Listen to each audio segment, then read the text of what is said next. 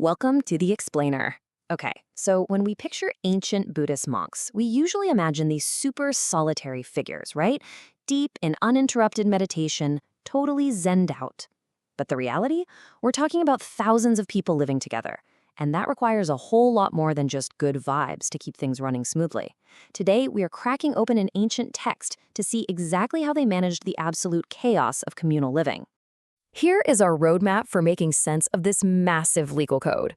We'll quickly cover the ancient monastic code itself, dive into the rules of daily life, check out their architecture and offerings, and finally, look at how all of this ties in to preserving the Dharma.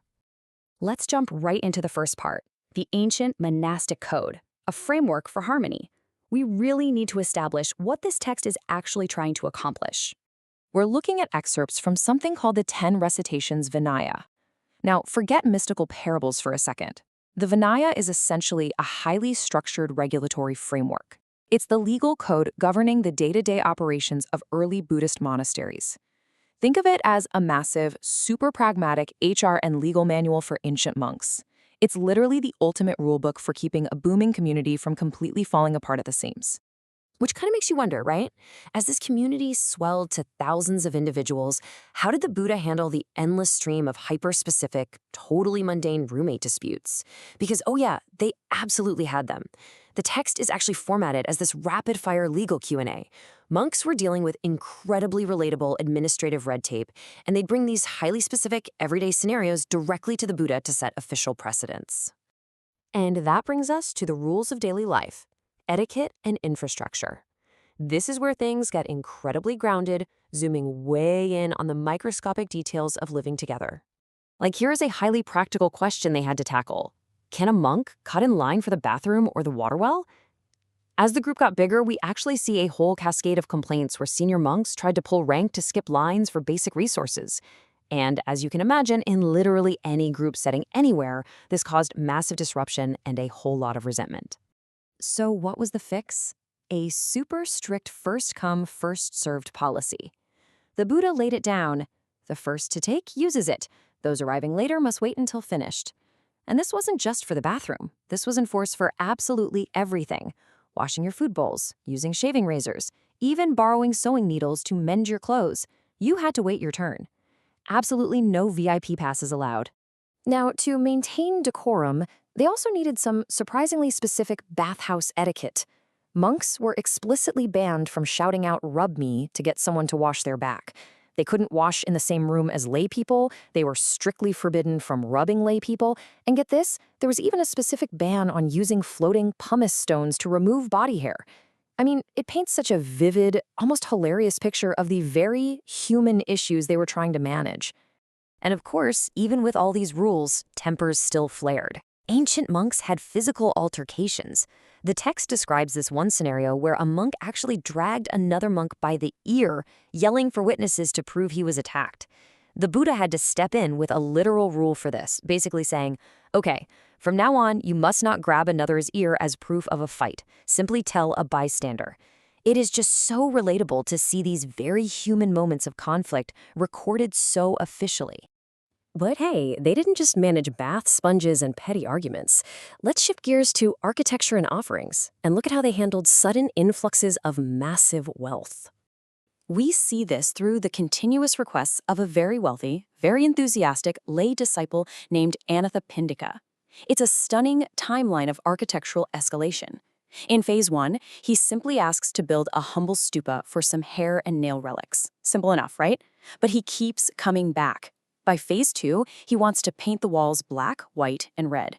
Phase 3, he's throwing in copper lions and massive banners. And by phase 4, the Buddha is approving these elaborate sensory offerings like perfumes, lamps, and live music. It literally went from a basic shrine to a grand, fully decorated temple complex. Now, with these grand new mega-temples came massive crowds, and that meant they needed progressive event management. How do you call thousands of hungry monks to eat without causing a total stampede? Well, they had to innovate. Step 1, they tried striking a wooden block called a gandhi. Nobody could hear it.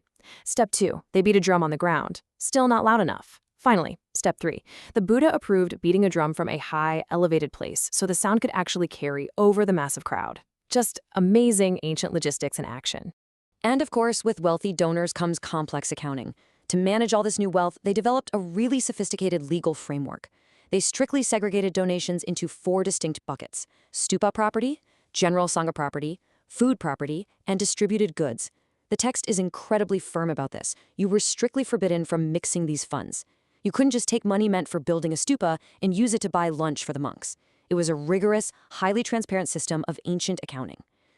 Okay, this brings us to our final part: preserving the Dharma, the ultimate metric.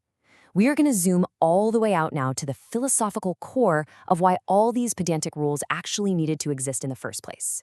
Because when you're looking at so many detailed rules about bathhouses and line cutting and drum beating, you might legitimately wonder, what is the single factor that determines if the Buddhist teachings survive or perish? Like, what was the one thing that could cause this whole system to just collapse? Well, the text lays out a really stark contrast. It says the cause for the Dharma, the teachings, to perish is not outside invaders. It's not a lack of money. It is internal disputes, arguing, greed, and teaching false laws.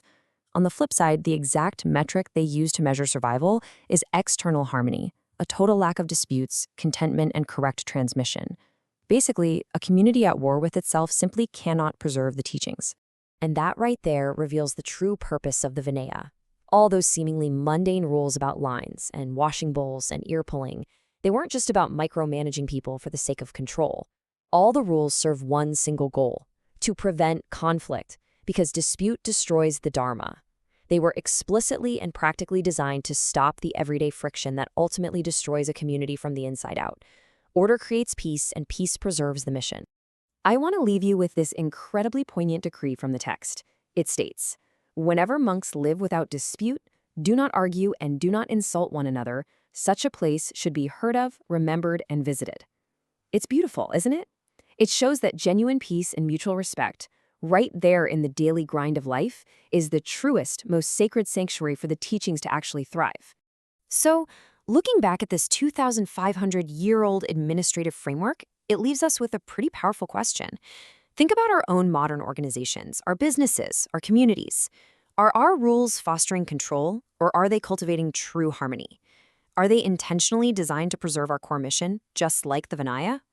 It's definitely something to chew on the next time you're stuck waiting in line. Thanks so much for joining me on this explainer, and keep questioning the rules around you.